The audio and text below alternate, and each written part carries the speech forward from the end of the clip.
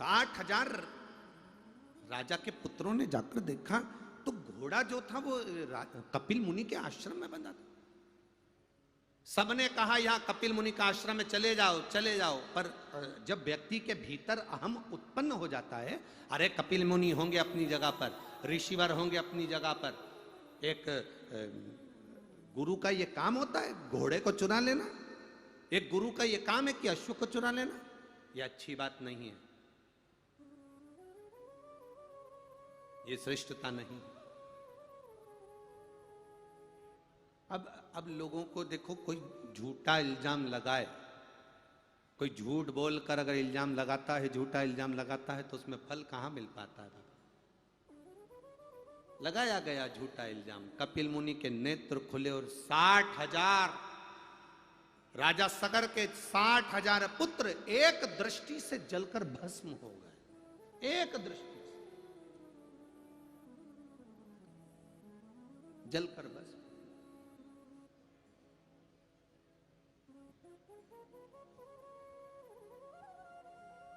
साठ 60,000 पुत्र जब एक दृष्टि से जलकर भस्म हुए। शिव महापुराण की कथा कहती है, कोई संत, कोई सदगुरु, कोई ऋषिवर, कपिल मुनि कर क्या रहे थे? कपिल मुनि का काम क्या था? बस ध्यान लगाकर नेत्र बंद कर कर भगवान शंकर की भक्ति में कपिल मुनि डूबे रहते थे, शिव भक्ति में डूबे।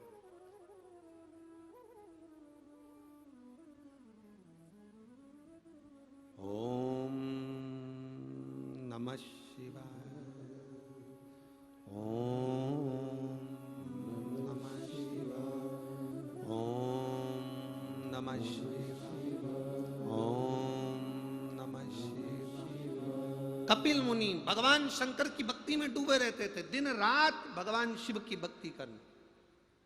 लिया ये वही बच्ची है जिसका ब्रेन का 3 बार ऑपरेशन हुआ और ब्रेन फटा।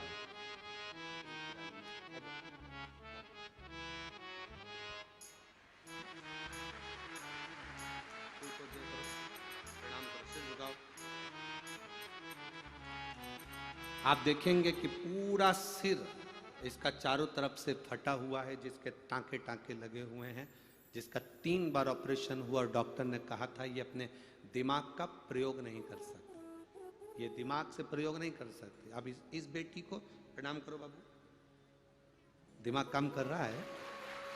क्या नाम है आपका? खुशी। मम्मी का नाम क्या है? पापा का नाम क्या है? बहुत बहुत साधुवाद है, शिव कृपा बनी।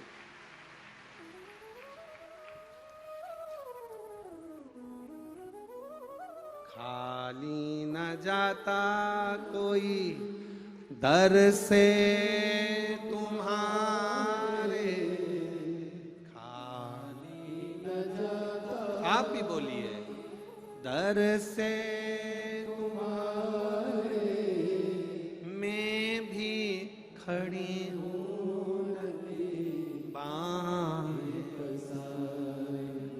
अपने हृदय लगा लो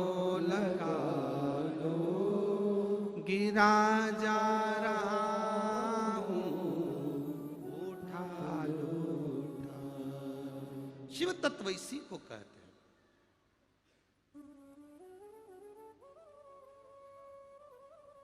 साठ 60,000 राजा के लड़के राख के ढेर बन गए, केवल कपिल मुनि की दृष्टि पड़ी उससे, केवल कपिल मुनि की दृष्टि पड़ी उससे।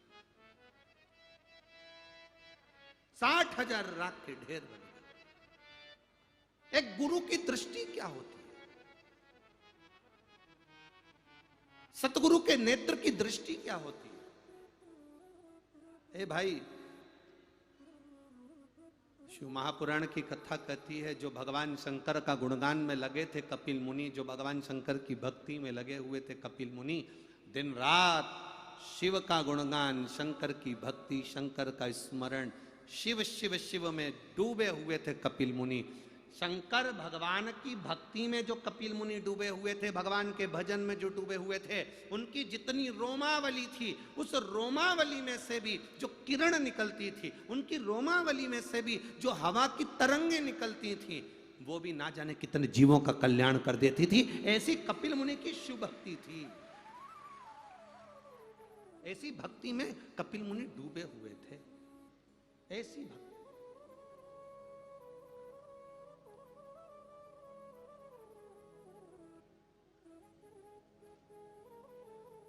एक बात आप लोगों के बीच में पहले कथा में कही, आज फिर कह रहे हैं। जितने लोग शिव महापुराण की कथा पंडाल में बैठकर सुनकर अपने अपने घर के लिए जाते हैं, रास्ते में जितने भी लोग उस व्यक्ति के मुख का दर्शन कर लेते हैं, तो भी उनकी 71 पीढ़ी तर जाती है, केवल शिव पुराण सुनकर जाने वाले जीव का मात्र दर्शन मात्र से, केवल दर्शन मात्र से।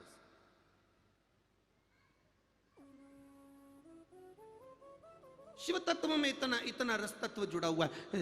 लोग कहते हैं शंकर है क्या? हमसे लोग कहते हैं आप ये बेलपत्री कहते हो, बेलपत्री खाओ, बेलपत्री रखो, बेलपत्री। हम तो कहते हैं देखो, दर्जी होता है ना, तुम्हारे गांव में है दर्जी?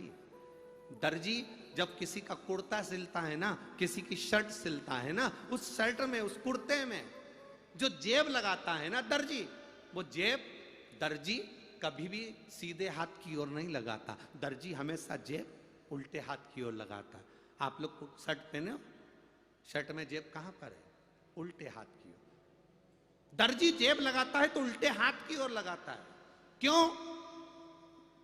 दर्जी ने भी अपने गुरुओं से, दर्जी ने भी अपने गुरु से, ये जितने भी दर्जी समाज होती है, दामोदर समाज होती है, इन्होंने गुरु टेकचंद जी महाराज जी से, देखो दर्जी समाज के जो गुरु हैं श्री श्री 1008 टेकचंद जी महाराज, उनसे उन्होंने सीखा होता है कि जेब उल्टी साइड में लगाई जाती है। उसका कारण क्या है? उसका केवल एक कारण है कि उल्टी साइड में व्यक्ति का दिल होता है, उल्टी साइड में व्यक्ति का हृदय होता है। तो दिल जो होता है उल्टे साइड में, जब हम बेलपत्री या भगवान का प्रसाद या भगवान की गीता जी या भगवान की माला अपनी जेब में, हम नीचे तो रखते नहीं क्योंकि नीचे का हिस्सा तो श्रेष्ठ नहीं माना गया, तो ऊपर हम जब जेब में रखें तो ये बेलपत्री हमारे दिल के करीब में रहे तो हमारा कल्याण कर दे। उल्टे साइड। ये दुनिया के लोग नहीं जान सकते कि बेलपत्री का फल क्या है। क्यों? हमारे गुरुवर, हमारे गुरुजन, हमारे संत, हमारे साधु, हमारे सन्यासी, हमारे तपस्वी साधक उपासक क्यों इसकी महत्वता इतना बताते हैं? उसका कारण क्या? उसका जवाब वो खुद नहीं देता, उसका जवाब महादेव देता है। वो देने वाला कोई दूसरा देगा। वो मेरा शंकर का भक्त कभी जवाब नहीं देता। शंकर के भक्त का जवाब शंकर स्वयं देते, शिव स्वयं देते। 60,000 राख के ढेर बन गए, समाप्त। 60,000 बेटे राजा सगर के वापिस नहीं आए। गोपितर शिव महापुराण की कथा कौड़िया से कह रही है, 60,000 राख के ढेर बन गए, वापिस नहीं आए, तो पिता राजा सगर को चिंता लगी।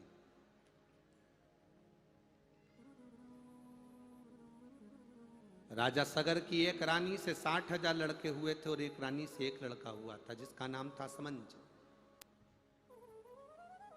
राजा सगर ने अपने पुत्र असमंज को बुलाया और असमंज को बुलाकर कहा, असमंज तुम्हारे भाई नहीं आए 60,000, जरा पता करो कि वो घोड़ा लेने गए थे, अश्व लेने गए थे, कहां चले गए? जाओ जरा पता करो तुम्हारा भाई कहां गए। 60,000 मेरे पुत्र गए थे, 60,000 की 60,000 एक तो वापिस आता, पर कोई नहीं आया। जरा पता करो असमंज तुम्हारे भाई गए कहां हैं। राजा सगर ने अपनी दूसरी पत्नी के पुत्र को असमंज को भेज दिया असमंज ढूंढने के लिए गए, ढूंढ ढूंढ कर राजा असमंज थक गए, पर 60,000 भाइयों का पता नहीं पड़ा। अब भाई जीवित हो तो मालूम पड़े, भाई जिंदा हो तो मालूम पड़े। अब राख के ढेर से कौन पहचानेगा कि इसमें 60,000 कोई ऐसे मुट्ठा भर भर के राख का ढेर लगा दे और कह दे तुम्हारे भाई हैं, तो कौन मानेगा इसको? कौन मान सकता है उसको?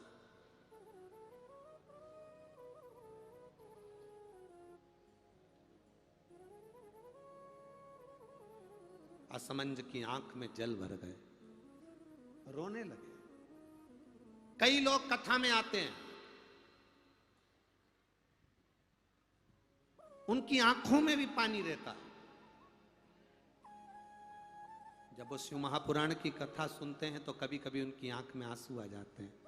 बाबा, ओ मेरे भोले बाबा, कब सुनोगे? छत्तीसगढ़ में जब जब कथा होती है, मैं अपना बैग लेकर, अपना दरी लेकर पहुंचती हूँ बाबा, झोली पसार कर आपसे विनती करती हूँ बाबा, कोई गलती हुई हो क्षमा करो ना बाबा, मेरी भी झोली खुशियों से भरो ना बाबा। बाबा, ओ बाबा, ओ गढ़ रानी, त्रिकालदर्शी कैलाशी अविनाशी शिव, कब सुनोगे? कब सुनोगे?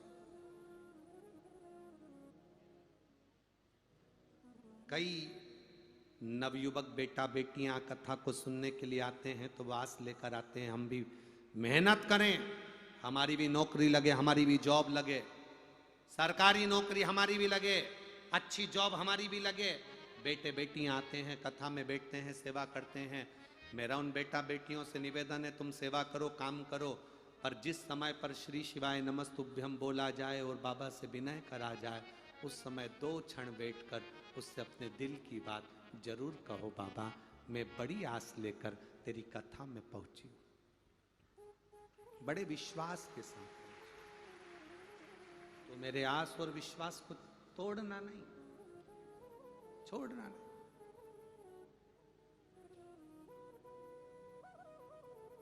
मेरा आस और विश्वास टूटना नहीं चाहिए, मेरा भरोसा छूटे ना।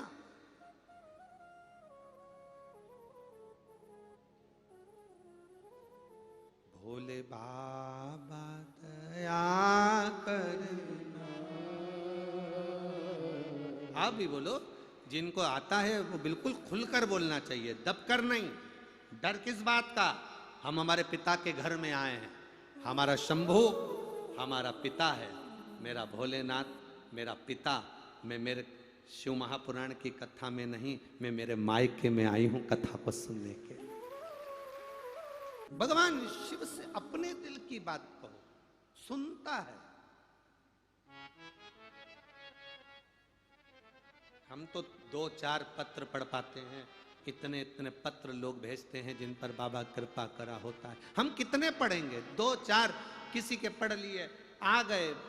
हमारी आपसे कोई जान पहचान तो है नहीं, बस बाबा के भरोसे, तुम बाबा के और हम भी बाबा के, इसलिए लगता है कि बाबा की कथा हर बाबा ही कराने वाला है। ये शिव तत्व को जानना।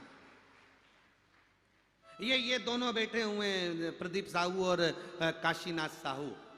कभी अभी हम इनके घर में ठहरे हुए हैं, नीचे घर में टाइल्स तक नहीं लगी है, टाइल्स भी नहीं है नीचे घर में।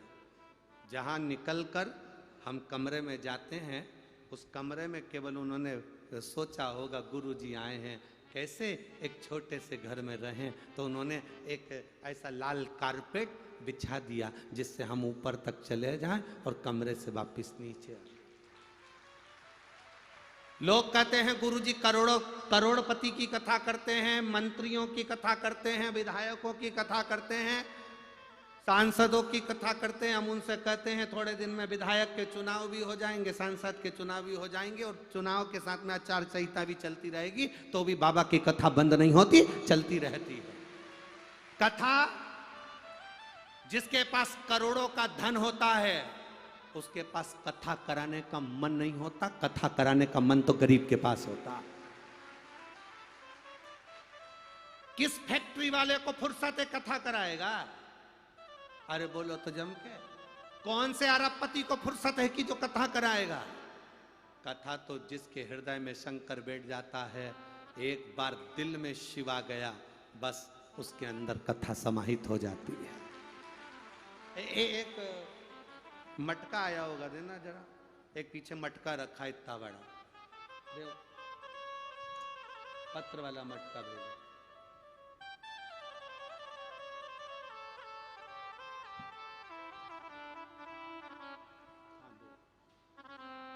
ये मटके में पत्र है, पढ़ो, यहां लिखा है। दिख रहा है आप लोगों को?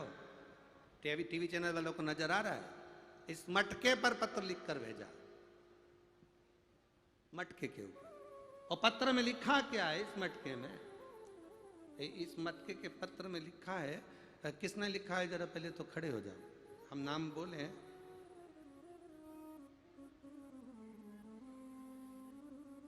कोकिता सुखे, सुरेश,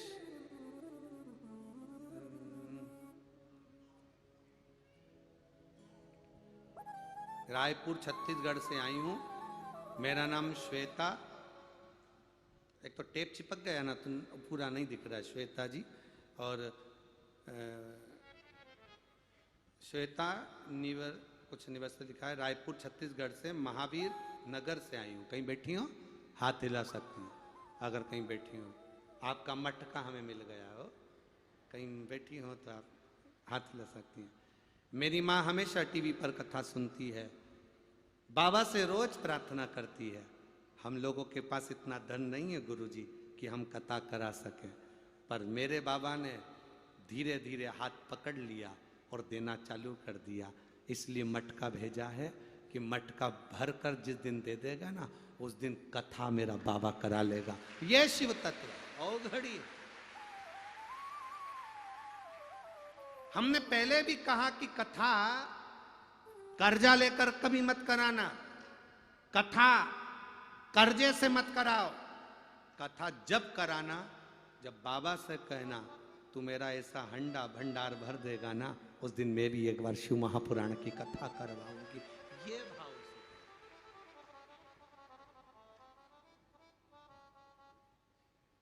और ये मटका तो छोटा है मेरी जीजी,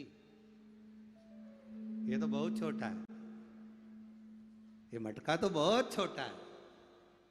देवता देते हैं पल्ला झाड़ कर, महादेव देता है छप्पर फाड़ कर। ये तो छोटा है, ये कहा है उसने? शिव तत्व।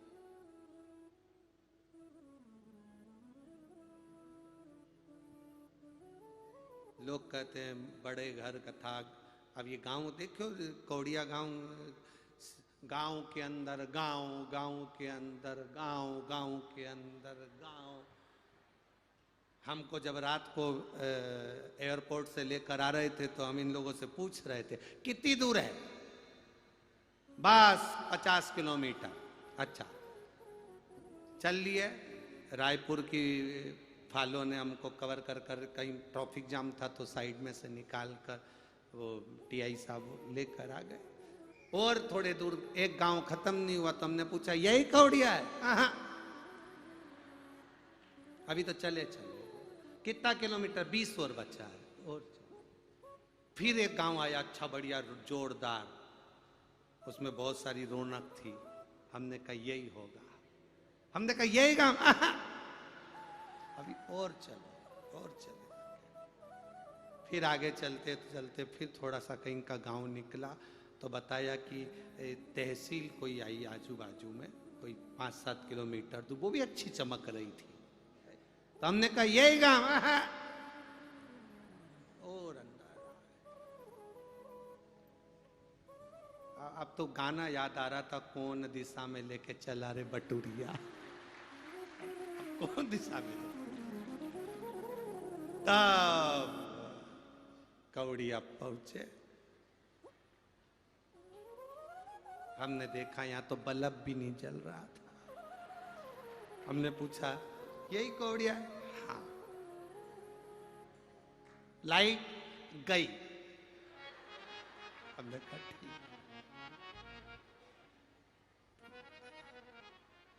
जब बाबा के मंदिर में पहुंचकर दर्शन करे, बाबा के शिवलिंग का स्पर्श कर कर, सहस्त्रेश्वर महादेव का स्पर्श कर कर कहा, बाबा गांव देख लिया है, तुम्हें भी देख लिया है।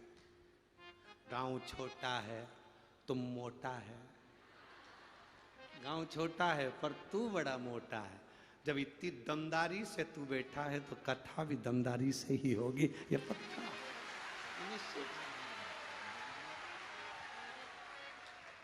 और देखो इतने पंडाल छत्तीसगढ़ में कितने भाव से लोग आए हैं और मौन होकर कथा का रस तत्व ग्रहण कर। तो ये हंडा, ये मटका तो छोटा है रे बाबू, जब वो देगा ना कमी नहीं छोड़ता।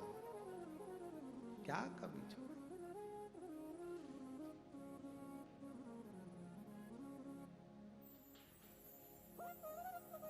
घर भी ऐसी जगह पर है साहू जी तुम्हारा, सुबह से उठकर बाहर नहीं निकल सकते। बाजू वालों के घर लगे हैं, वो सब कबेलू पे चढ़ के मोबाइल लेकर बैठे हैं।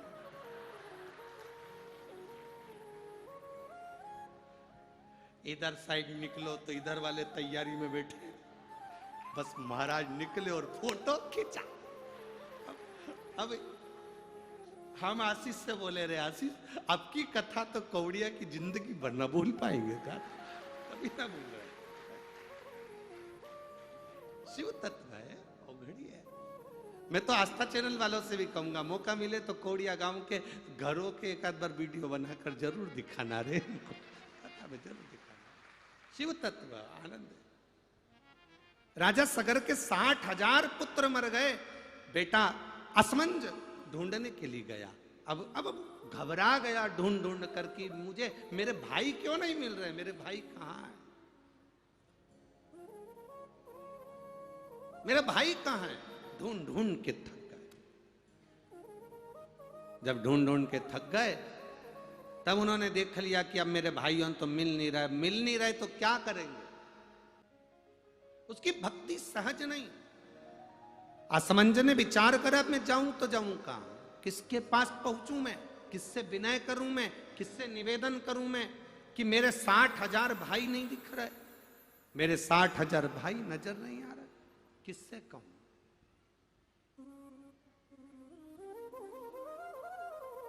हमने पहले भी कथा में कहा, फिर कहते हैं, ये शरीर मिले ना थोड़ा अच्छे कार्य में लगाना। शरीर मिला अच्छे कार्य में लगा। 7 दिन कौड़िया वालों को ये कथा मिली है। एक एक लड़का, एक एक बेटियां, एक एक घर का व्यक्ति, जितनी सेवा कर सकते हो उतनी करना। उसका फल मेरा देव अधिदेव महादेव 3 महीने में तुम्हें प्रदान कर दे। ये कथा तो 13 तारीख को यहां पर पूर्ण हो जाएगी। फिर 17 से 21 तक नागपुर में चालू हो जाएगी। महाराष्ट्र वालों को मौका मिलेगा, नागपुर वासियों को मौका मिलेगा कथा सुनने का। जब वहाँ 21 तारीख को 5 दिन की कथा पूरी हो जाएगी, फिर ये कथा 26 तारीख से अहमदाबाद, गुजरात वालों को मौका मिलेगा, अहमदाबाद वालों को मौका मिलेगा इस शिव महापुराण की 7 दिवसीय कथा का रसतत्व ग्रहण करने। और अहमदाबाद वालों, जब तुम्हारे यहाँ 26 अक्टूबर से जो कथा चालू होगी, उस कथा को छोड़ना नहीं। मिल सके मौका तो पंडाल में बैठकर उस कथा का रसतत्व ग्रहण करना, अपनी जिंदगी को सार्थक करना। गुजरात के अहमदाबाद में जब कथा हो तो उसका आनंद हो। 26 अक्टूबर से प्रारंभ हो, उसका आनंद। शिव तत्व को धारण करो, जितना मिल जाए सेवा करो, जितना मिल जाए अपने प्रेम से। अभी हम आ रहे थे, जब देख रहे थे कोई पानी के पाउच बांट रहा था, कोई पानी की बोतल बांट रहा था, कोई बाल्टी में रख के पानी पिला रहा था। जो एक पानी का पाउच भी, एक बिस्कुट का पूड़ा भी अगर किसी को एक अन्न का भाग भी कोई खिला रहा, उसको लिख कर रखना कि तुम्हारे को बाबा ने 3 महीने में इससे 1000 गुना कर दिया कि नहीं दिया।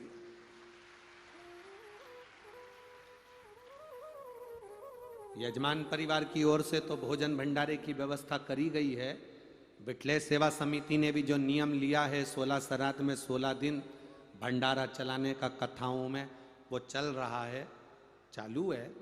आप लोगों का जो सहयोग समिति को मिलता है उससे जो भंडारे चल रहे हैं वो तो बाबा की कृपा ही समझें और उसका दर्शन का आनंद भी है। शिव तत्व की प्राप्ति। असमंज को लगा कि मेरे भाई के लिए मैं किसके पास जाऊं। असमंज विचार में पड़ गए, अब मैं जाऊं तो जाऊं कहां, किससे निवेदन करूं कि मेरे 60,000 भाई नजर नहीं आ रहे, 60,000 भाई नहीं दिख रहा, मेरे 60,000 भाई कहीं चले गए, वो नजर नहीं। तब एक साथ में जो रथ चलाने वाला था उसने कहा, महाराज एक काम करो, चलो गुरु के दरवाजे चलो, गुरु बाबा के पास।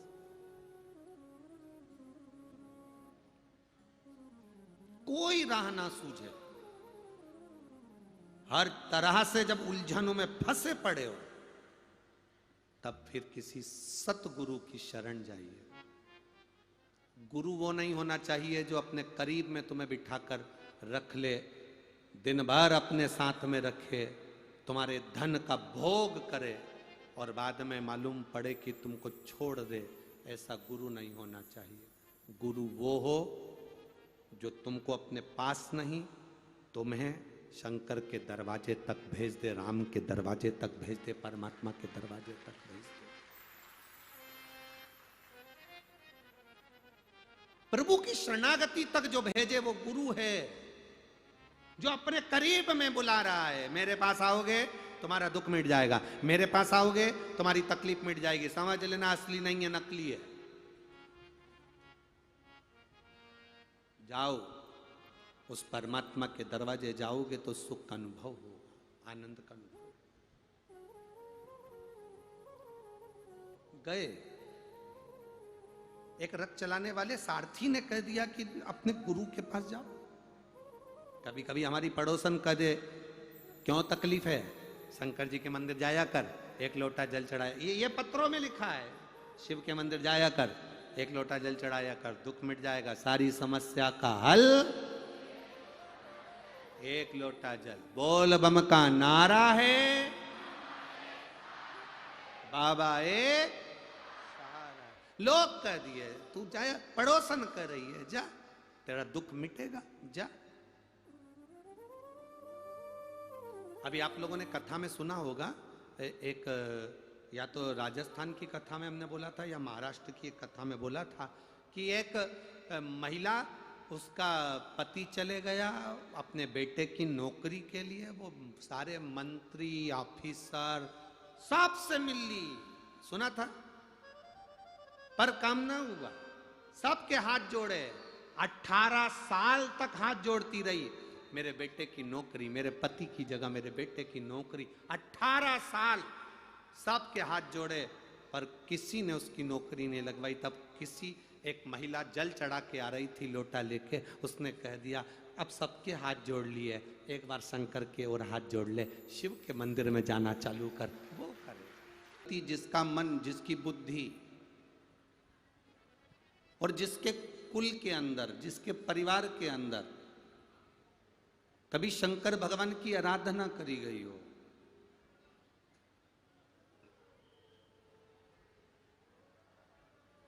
कभी देवादिदेव महादेव की भक्ति करी गई हो, कभी देवादिदेव महादेव का भजन किया गया,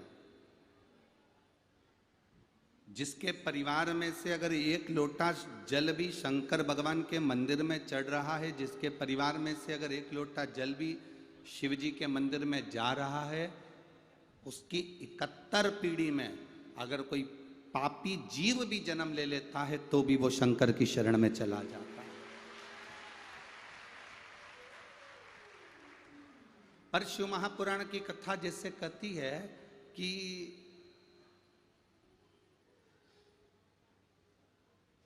किसी का घर थाने के पास में हो तो उसको कितनी अकड़ रहती है ना। किसी का घर अगर बस स्टैंड पर है तो उसको कितनी अकड़ रहती है। किसी का घर अगर रेलवे स्टेशन पर हो तो कितनी अकड़ रहती है।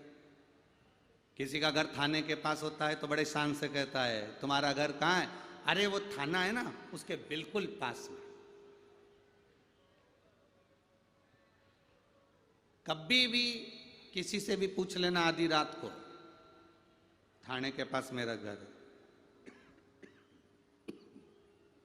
ठीक है।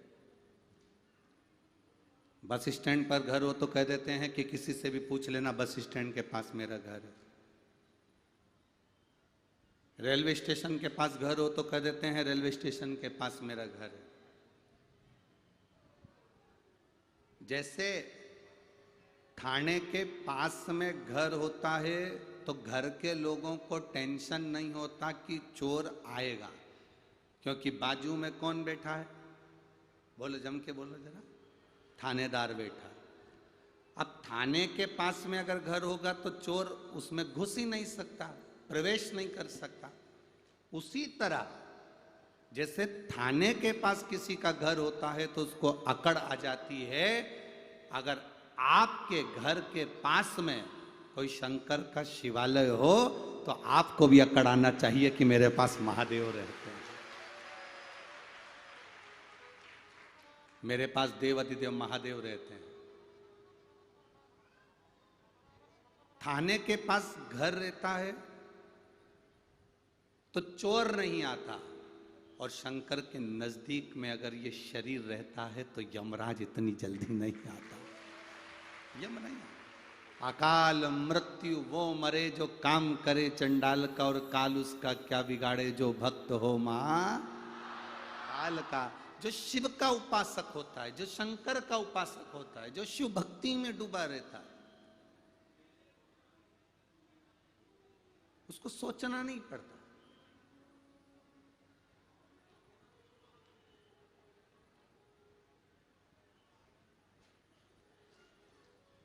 जो शंकर की आराधना में डूबा हुआ है ना, उसको सोचना नहीं पड़ता। शिव की भक्ति करने वाले को कभी पीछे मुड़कर देखना नहीं पड़ता।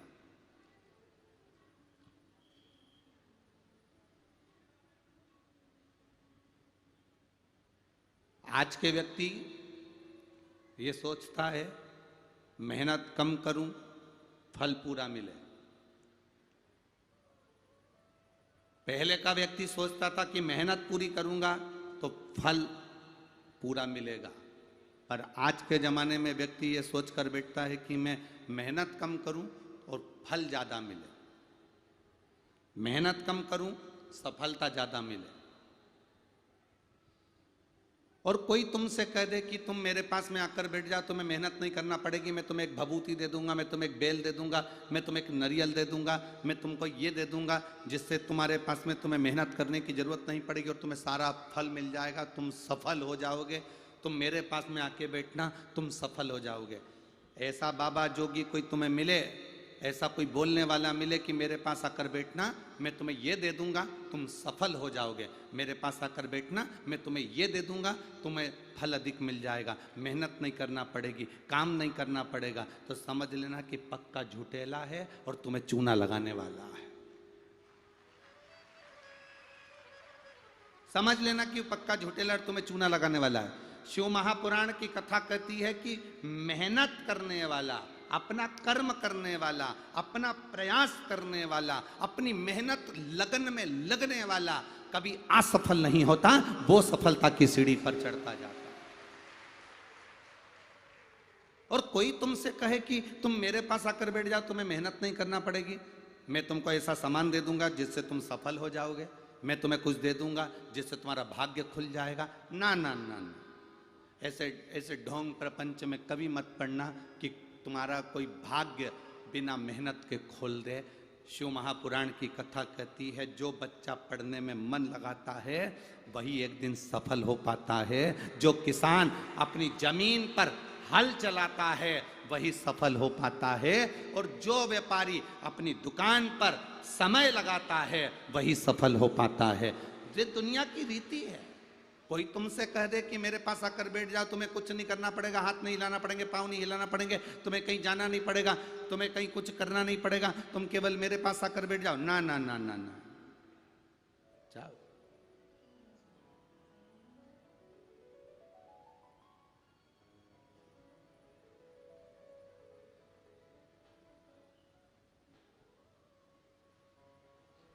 आप अपना कर्म क्यों नहीं करते?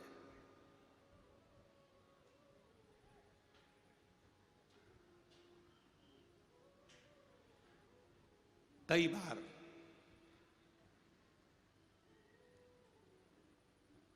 बार हमारे कुछ शिष्य ऐसे होते हैं जिनको ऐसा लगता है कि गुरुजी से हमारी बात नहीं होती या गुरुजी हमसे कम मिल पाते हैं।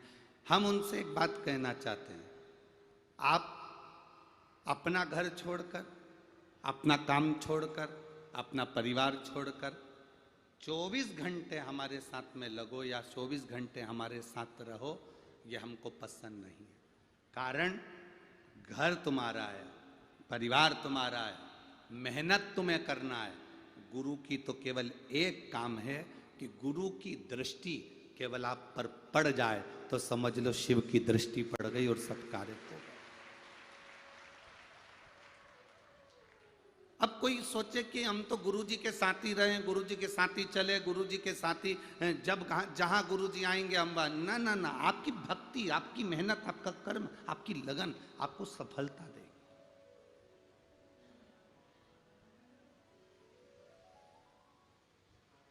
और जब तक तुम मेहनत नहीं करोगे सफल नहीं हो सकते। हम मत बुरे कर्म कर बंदे वरना पछताएगा, भगवान की आंखों से तू बच नहीं पाएगा, तू बच नहीं पाएगा। अरे ओ अज्ञानी मत करना दानी, अरे ओ अज्ञानी मत करना दानी। एलईडियां चालू करो भाई, एलईडियां क्यों बंद पड़ी हुई है? एलईडियां चलाई है पीछे की, पीछे की नहीं चल रही है, जनता खड़ी हुई है पीछे। शिव तत्व को जानने का प्रयास करें, भगवान ओगरदानी के तत्व को पहचानने का प्रयास करें।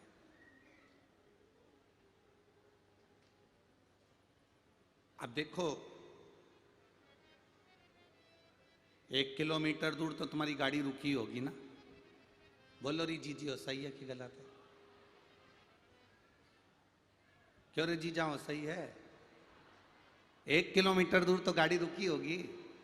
अब वो 1 किलोमीटर दूर जो गाड़ी रुकी होगी, तुम वहां उतरे होगे, उतर कर तुम चलकर यहां तक पहुंचे होगे, इसमें तुम्हारी मेहनत लगी कि नहीं लगी?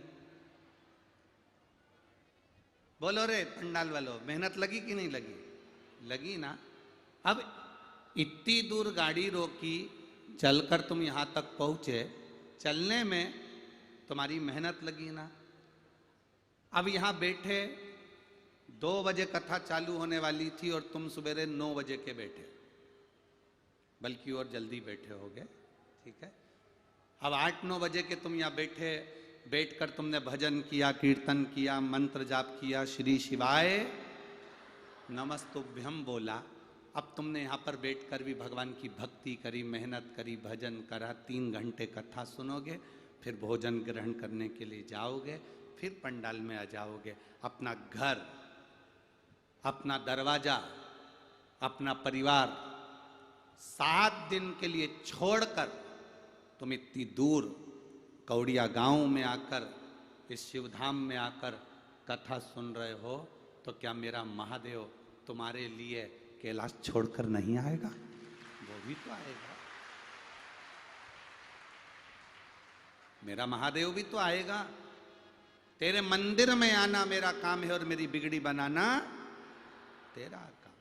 वो भी तो आएगा, वो भी तो पहुंचेगा।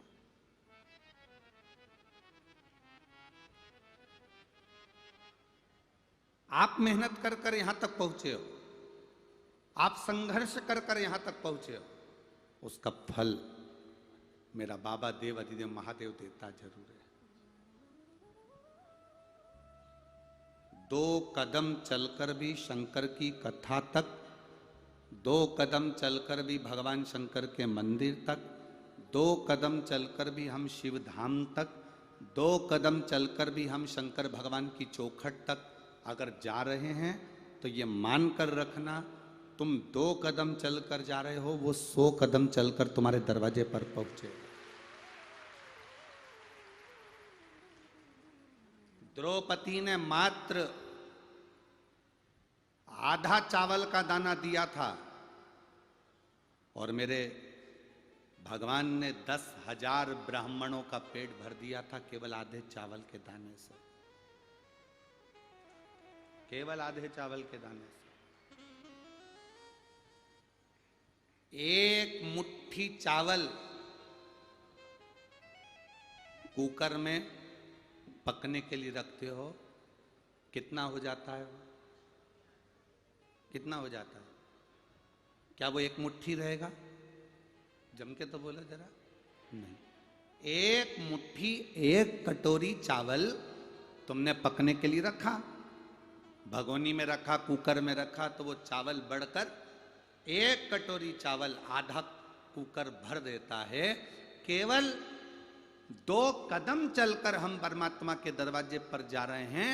जैसे एक कटोरी चावल पानी का संग पाकर, अग्नि की तपन पाकर आधा कुकर भर देता है, उसी तरह हम जब भगवान के मंदिर में 2 कदम चलकर या शिव महापुराण में 2 कदम चलकर पहुंचते हैं तो शंकर का संग और सत्संग की तपन से हमारी भी जिंदगी भर आ जाती है, हमारा भी जीवन सार्थक हो जाता है, हमारा भी आनंद सार्थक हो जाता है, हमारी भक्ति सार्थक हो जाती है, हमारा भजन प्रबल सार्थक हो जाता है।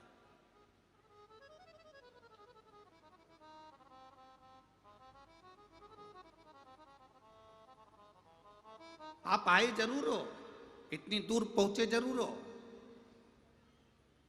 7 दिन का आपने डेरा लगा लिया यहां पर, बहुत जरूर गए हो, पर ये उसको मालूम है कि मुझे भी जाना है इसके दरवाजे पर।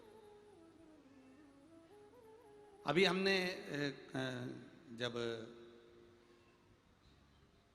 कोटा में विधायक महोदय जी ने, शर्मा जी ने, संदीप जी शर्मा जी ने और लोकसभा अध्यक्ष, लोकसभा स्पीकर माननीय ओम बिरला जी ने कथा करवाई, तब हमने वहां पर एक बात कही थी, आप लोगों ने सुनी होगी, टीवी पर सुनी थी, कि भगवान को नारियल नहीं चाहिए,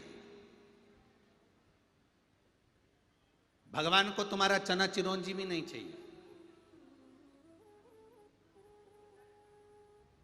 भगवान को तुम्हारा 56 भोग भी नहीं चाहिए,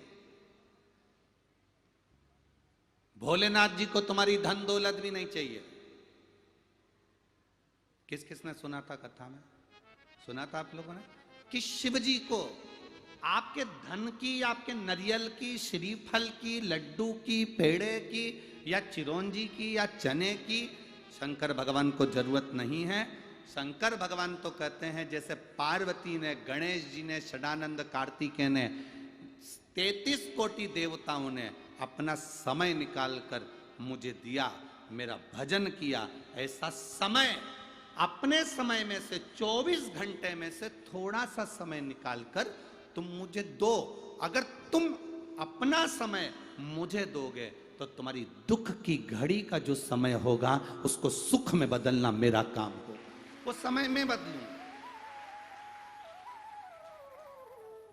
वो समय में चेंज करूंगा।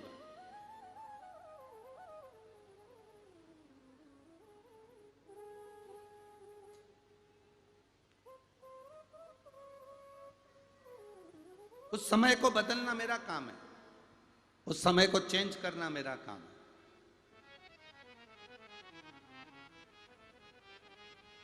फिर मैं उसको किस तरह से बदलूंगा ये मैं जान सकता हूं,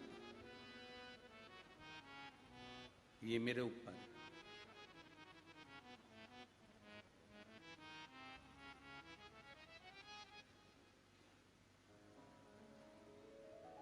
शिव महापुराण की कथा कहती है, देवराज नाम का ब्राह्मण का समय मेरे भोलेनाथ जी ने बदल दिया। कितना समय दिया था उस देवराज ने? चोरी का धन चुरा कर ला रहा था और चोरी के धन को ले जाते जब शरीर में ताप पड़ गया, बुखार आ गया, शरीर में कष्ट बढ़ गया, शरीर में ताप बढ़ गया, शरीर में कष्ट बढ़ा, ताप बढ़ा,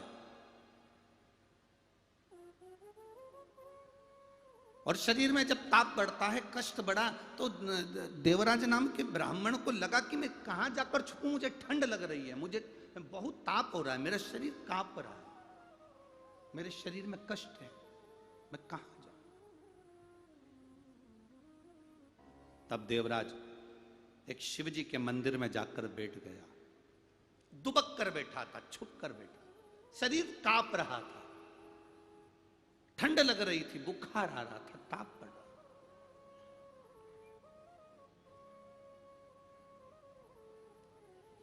बैठा, कोई ब्राह्मण देवता शिव महापुराण की कथा कर रहे थे, कोई ब्राह्मण देवता शंकर भगवान की अविरल कथा का वाचन कर रहे थे, और वह देवराज नाम का ब्राह्मण वहां बैठ गया, उसके शरीर में कष्ट था। महाराज जी बीच बीच में चिल्ला रहे थे, हर हर।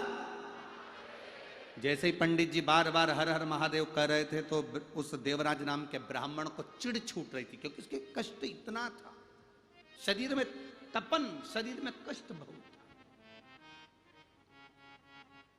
एक बात ध्यान रखना, शरीर में ताप बढ़ता है, शरीर में बुखार बढ़ता है, शरीर में कष्ट बढ़ता है, शरीर में अगर रोग बढ़ता है, ताप बढ़ता है, तपन बढ़ती है, बुखार बढ़ता है, शरीर में कष्ट बढ़ता है, शरीर में ताप बढ़ता है, तो हमारा खाना पीना छूट जाता है।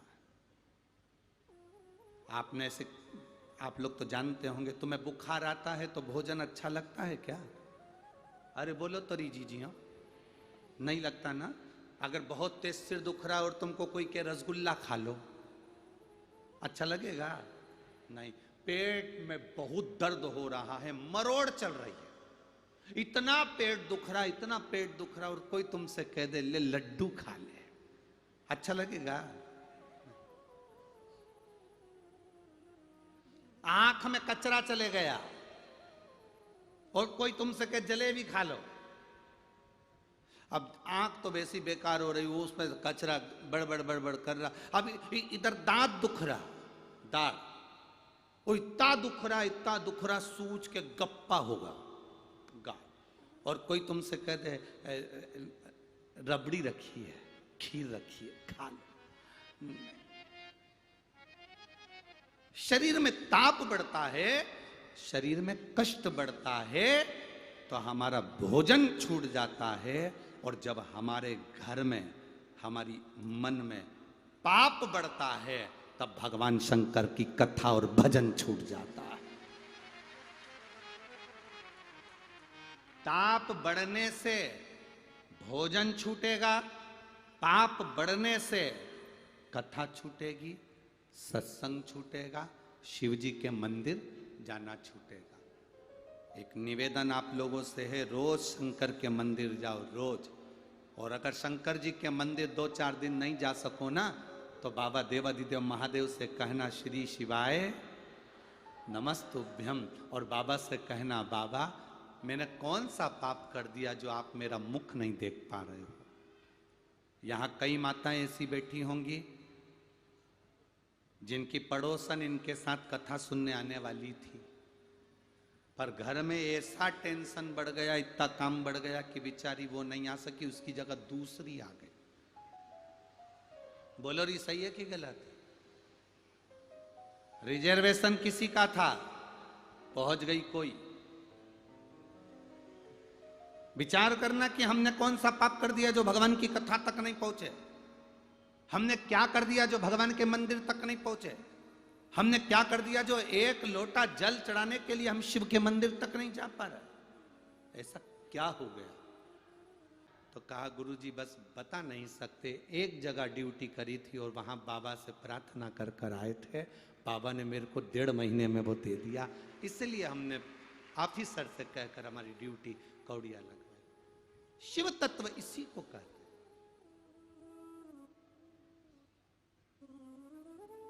आप क्या मांगेंगे, क्या देगा वो, कैसे देगा वो, ये उसके ऊपर। आप सेवा कर रहे हैं, आए हैं यहां पर, किसी को पानी पिला रहे हो, किसी को भोजन करा रहे हो, किसी को भंडारा दे रहे हो, किसी को कुछ दे रहे हो, ये आपके ऊपर निर्भर करता, उसका फल खाली नहीं जाता। कितना सुंदर संवाद है महाराज की। एक व्यक्ति ने मैसेज करा, उस मैसेज में उसने लिखा कि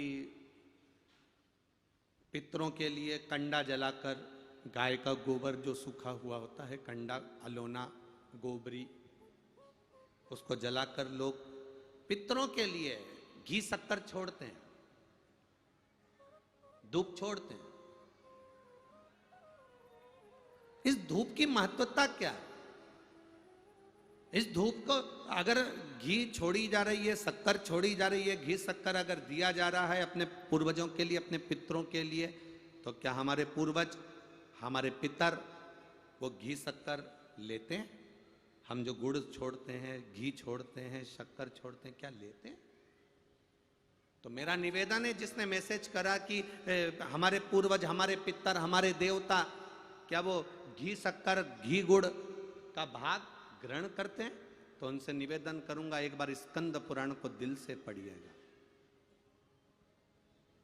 एक बार स्कंद पुराण को अपने मन से पढ़िए, एक बार शिव पुराण को दिल से पढ़िए। आपको मालूम पड़ेगा कि घी शक्कर, जब कंडा जलाकर, गोबरी जलाकर, अलोना जलाकर, आपके यहाँ छत्तीसगढ़ में कंडे को क्या बोलते हैं हमें नहीं मालूम, पर गाय का जो गोबर होता है सूखा हुआ, थपथपा कर उसको, जो गाय का गोबर होता है जो धूप में सूख गया होता है कंडा, उस कंडे को जलाकर उसमें जो घी शक्कर, उसमें जो गुड़ घी छोड़ा जाता है, उसका महत्व क्या है, उसका फल क्या है, उसका रस तत्व। ये गोपितर शिव महापुराण की कथा कर रहे। आज के लोग हंसते हैं, क्या ऐसा हो सकता है? क्या आज के जमाने में ऐसा होता है? क्यों नहीं होता? शिव महापुराण की कथा को उठाकर देखिए। जिस समय पर जो आपसे कहें कंडे पर गुड़ घी छोड़ने से क्या पितरों को मिल जाता है, जो आपसे कहें कि तर्पण का जल देने से क्या पितरों को मिल जाता है, शिव महापुराण की कथा में पंडाल में फोटो लेकर बैठ गए या अपने घर पर बैठकर चावल हाथ में रखकर कथा सुन रहे हो, क्या उसका फल पितरों को मिल जाता है? उनके लिए ये गो पितर शिव महापुराण की कथा कहती है, जरा ध्यान लगाकर सुनना। राजा सगर जो सूर्य वंश के पता कर रहे हैं, भगवान राम के जो वंशज रहे राजा सगर, राजा सगर ने एक यज्ञ करा जिसका नाम था अश्वमेध यज्ञ।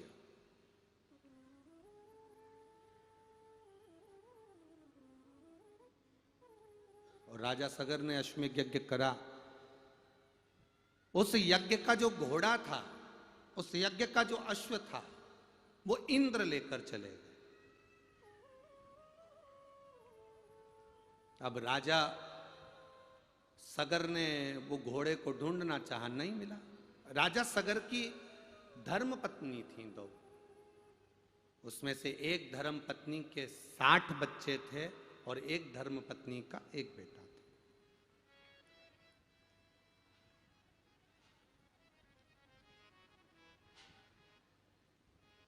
जब अश्व को ढूंढा गया, घोड़े को जब ढूंढने के लिए गया, अश्व मिलता नहीं, और अश्वमेध यज्ञ का जब तक अश्व नहीं होगा तब तक उस यज्ञ की कोई प्रधानता नहीं है। अश्वमेध यज्ञ का घोड़ा, अश्वमेध यज्ञ का अश्व का होना बहुत जरूरी है।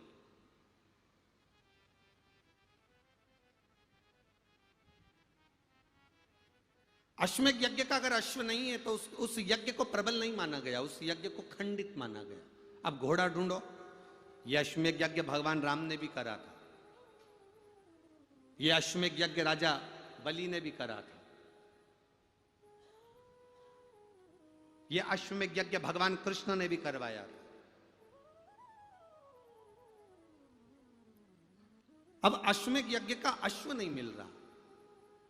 राजा सगर को नहीं मालूम कि इंद्र ने इसको चुरा लिया। कहीं इंद्र को लगा कि राजा सगर इंद्र की सत्ता को प्राप्त ना कर ले, इंद्र के वैभव को प्राप्त ना कर ले, इंद्र की गादी प्राप्त ना कर ले।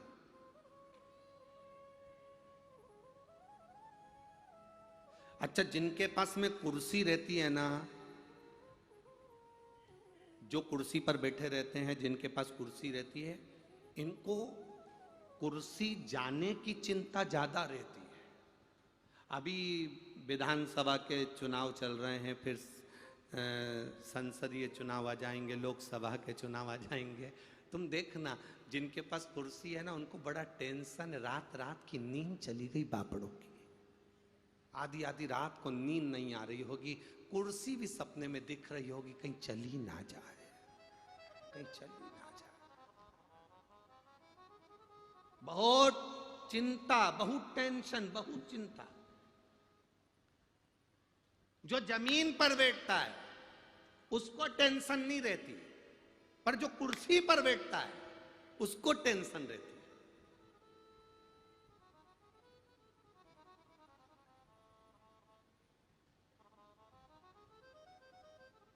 आज तो कुर्सी मिल गई, आज तो कुर्सी पर बैठ गया, अब कल मिलेगी कि नहीं मिलेगी। जो कुर्सी पर बैठता है उसको टेंशन रहती है। जो जमीन पर बैठता है उसको मालूम है आगे जगह नहीं मिलेगी तो उस वाले पंडाल में मिलेगी, उस पंडाल में नहीं मिलेगी तो उसमें मिलेगी, उसमें नहीं मिलेगी तो पीछे वाले में मिलेगी, पीछे वाले में नहीं मिलेगी तो कहीं के पेड़ के नीचे मिलेगी। जमीन पर बैठने वाले को टेंशन रत्ती भर का नहीं होता। उसको मालूम है कहीं पर भी जाएंगे, अपनी दरी बिछाएंगे, अपना आसन लगाएंगे, एक चादर साथ में, दो डंडे लगाए, आराम से बैठ जाएंगे, दो चार को और बुला लेंगे, आ जाओ साहब, बैठ जाओ साहब, आ जाओ, बैठो। अभी हम आ रहे थे तो हमने देखा यहाँ पे एक ट्राली खड़ी है। अभी हम आ रहे थे तो हमने देखा यहाँ साइड में एक ट्राली खड़ी है। उस ट्राली पे उनने चार डंडे लगा लिए, चार डंडे लगा के उनने तिरपाल लगा ली, सब उस पे बैठे थे। तो हमने, हमारे साथ में जो आ रहे थे उनसे पूछा, क्यों रे साहू जी, ये ट्राली इन्होंने लगाई तो क्या गुरुजी कथा सुनने के लिए? हमने कथा सुनने के लिए प्रसाद मरसाद बांटने? ना ना, जगह नहीं मिलती तो सबने अपनी अपनी ट्राली में चार डंडे फंसाकर अपने अपने परिवार वालों को लेके बैठ कर कथा।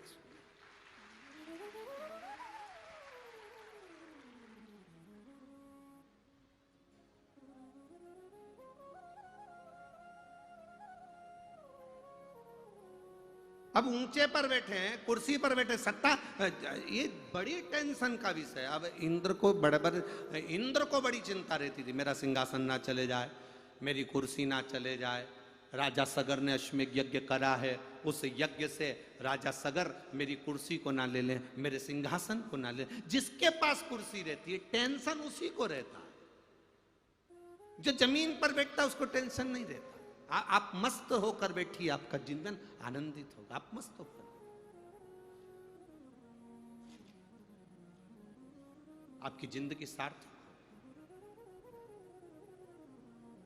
इस कथा में एक बच्चा आकर बैठा है जिसका मस्तिष्क, जिसका ब्रेन में 4 बार ट्यूमर हो गया और अंदर से ब्रेन फट गया था। छोटा सा एक बच्चा है,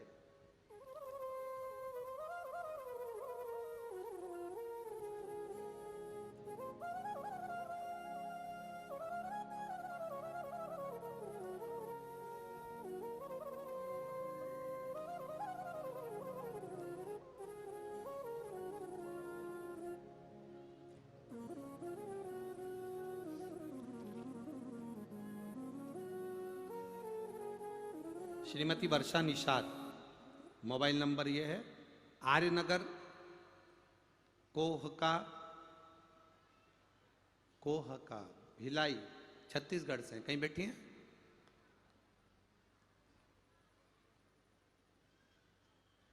कोहका भिलाई छत्तीसगढ़ से कहीं बैठी हो तो हाथ हिला सकती है। गुरुदेव, मेरी भतीजी खुशी निषाद जो कि 3.5 साल की है, दल्ली राजरा जिला बालोद की निवासी है। 15 अगस्त को उसकी तबीयत खराब हुई और उसको हॉस्पिटल ले गए। जांच प्रारंभ हुई तब 19 अगस्त के दिन बताया गया कि इसके ब्रेन में 4 से 5 जगह ट्यूमर होकर भ्रष्ट हो गया है और ब्रेन काम करना बंद कर दिया। आईसीयू में कोमा में डाल दिया गया उसको, वेंटिलेटर पर। एमआरआई यहां होती रही। डॉक्टर ने कह दिया कि इसका ब्रेन ट्यूमर ब्लास्ट हो चुका है और बड़ा मुश्किल इसका सफर है। फिर भी अगर श्रीमती वर्षा निषाद जी, आप अगर इस भतीजी को लाई हो तो उसको आप मंच पर ला सकती हैं, व्यासपीठ पर ला सकती हैं। अगर कहीं बैठी हो तो ला सकती हैं।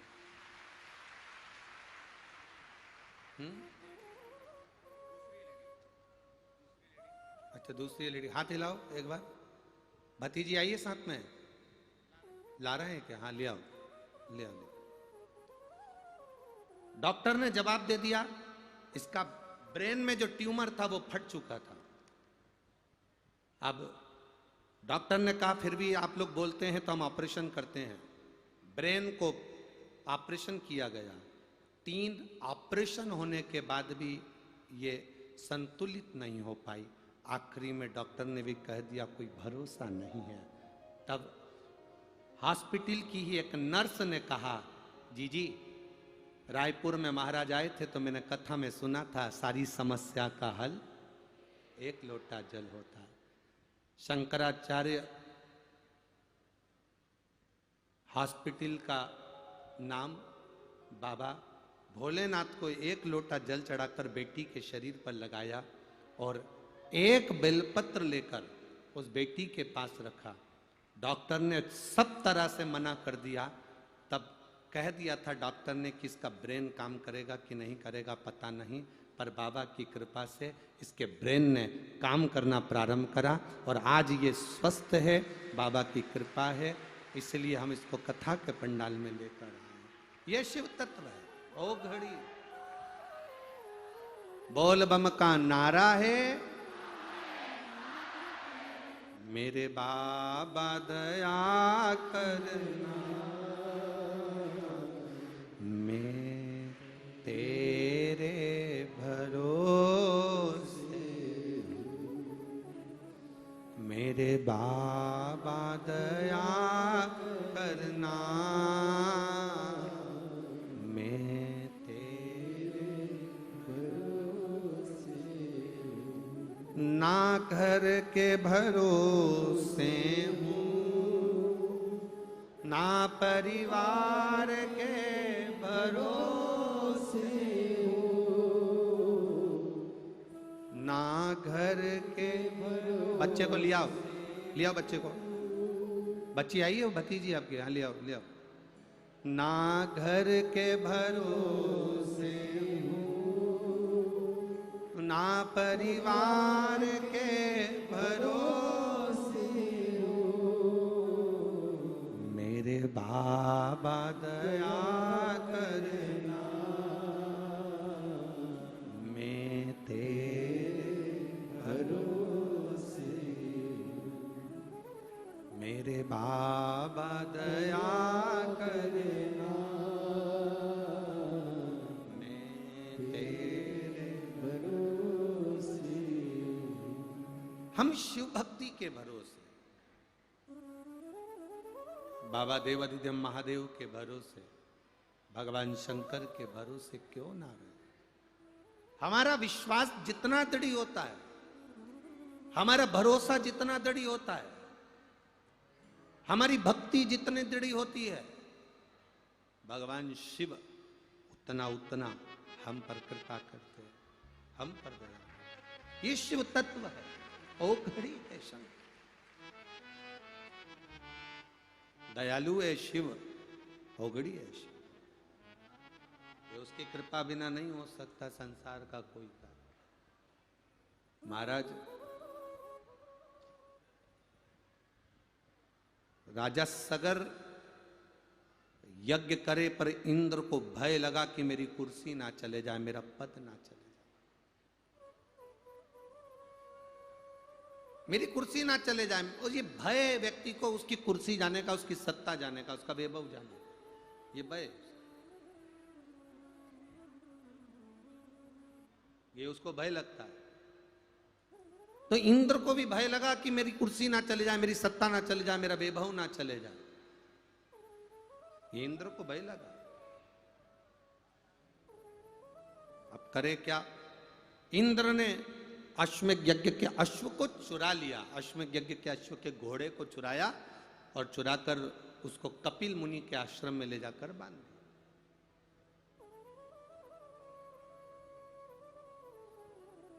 जब कपिल मुनि के आश्रम में ले जाकर बांधा,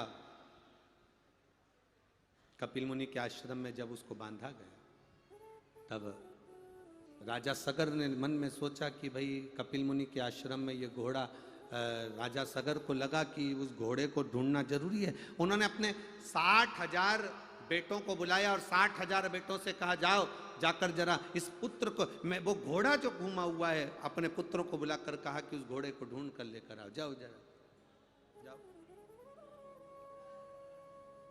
अब घोड़ा ढूंढने के लिए गए। जब घोड़ा ढूंढने के लिए गए तो घोड़ा मिला नहीं।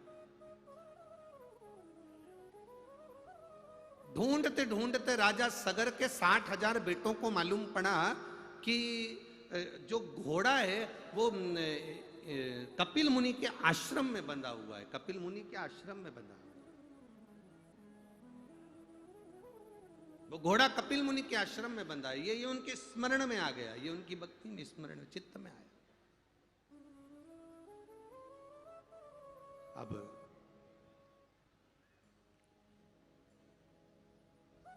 गए 60,000 राजा सगर के पुत्र, और 60,000 राजा सगर के पुत्र जब पहुंचे तो 60,000 राजा सगर के पुत्रों ने जब पहुंचकर देखा तो कपिल मुनि के आश्रम में वो अश्व बंधा हुआ था, वो घोड़ा बंधा हुआ था।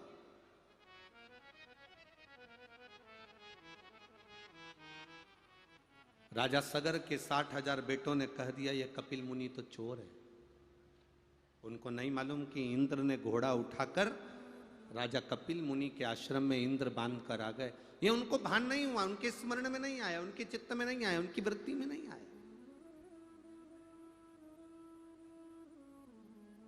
उनके मन में ये भाव नहीं आया। जो लोग कहते हैं गाय के गोबर के कंडे पर धूप छोड़ने से